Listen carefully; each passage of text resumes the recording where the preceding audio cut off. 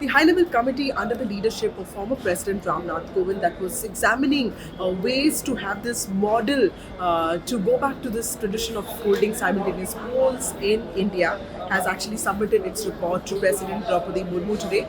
And this report actually, is very bulky. It runs to over 18,000 pages. It has 11 chapters, and it makes some very important recommendations and makes a very strong case for why simultaneous polls, could actually increase not just growth prospects of India, but would also have a very positive impact on social indicators, could actually reduce, inflation, and could also reduce crime rate in India. In fact, it examines, the growth of states in various states before 1967, when simultaneous polls used to take place, and also looks at macroeconomic factors on why simultaneous polls are actually good for the country. Now, of course, opposition has, always opposed the idea of one nation, one polls. It was first, brought into this whole discourse by Prime Minister Narendra Modi in 2015, when he spoke about how governance often takes a backseat because the emphasis of the country and the government and political parties is often on elections. Now, after that, last year, just before the special session of the Parliament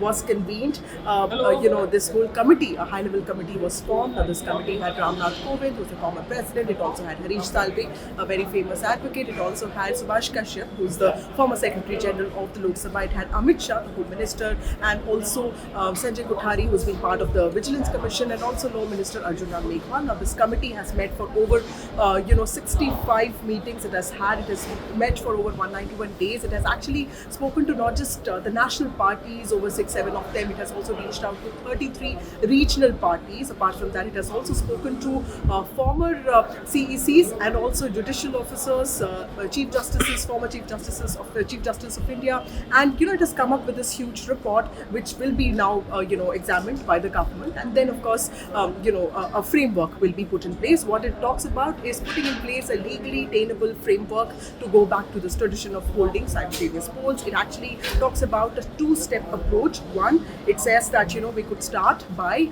holding Lok Sabha elections and state assembly polls together. After that, after a gap of 100 days, we could think about synchronizing the local polls, which is the panchayat polls, and of course the municipality polls. So remember, India has a three-tier structure. It's the center, and of course the state, and then you have the panchayat polls. And it talks about synchronizing polls at all three levels. Now, of course, states will have to ratify the amendments which will come about in the Constitution and also the People's Representation Act. It talks about all the constitutional amendments that are required. Now, if you need, a single electoral list of all voters, that of course, has to be ratified by states, because it also deals with panchayat polls and municipality polls. But if other constitutional amendments may not really require ratification of states, it also talks about how the ECI will have to step up. Remember that from 2 million VVPATs, we may actually need almost double VVPATs. Then we may need actually more EVMs in place, and this is something that Election Commission of India has talked about in its written submission to this panel, and it's talked about how logistics will have to really go up. So this recommendation, this committee also talks about how the ECI will have to step up in ensuring the logistics of holding elections together. That is something that the ECI will have to do, or the government will have to think about. It also makes some very important suggestions on the macroeconomic front. It talks about how growth and GDP of the country will improve. It also talks about how governance often takes a backseat, when country is just looking after elections, and it also talks about the impact of freebies on the electorate.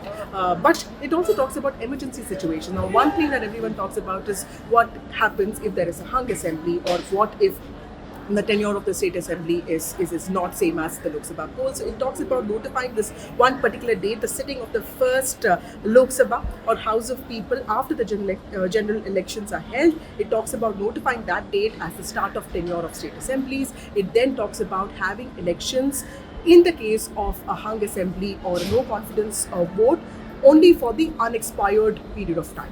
This is also to reduce, expenditure and pressure on not just the government but also on political parties.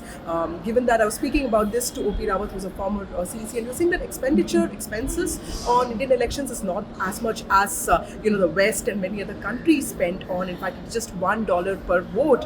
So expenditure is just a secondary aspect of why simultaneous elections are important. There are many other aspects to it, which more more or less deal with how the nation's attention can't be focused on who's holding elections all the time. Now, BJP, of course, has a brute majority in the Lok Sabha. Elections are going to come up now. So the party is very confident of forming the government, which is why, it is very clear why it is taking this idea forward. And it is possible that we may be heading to simultaneous polls by 2020.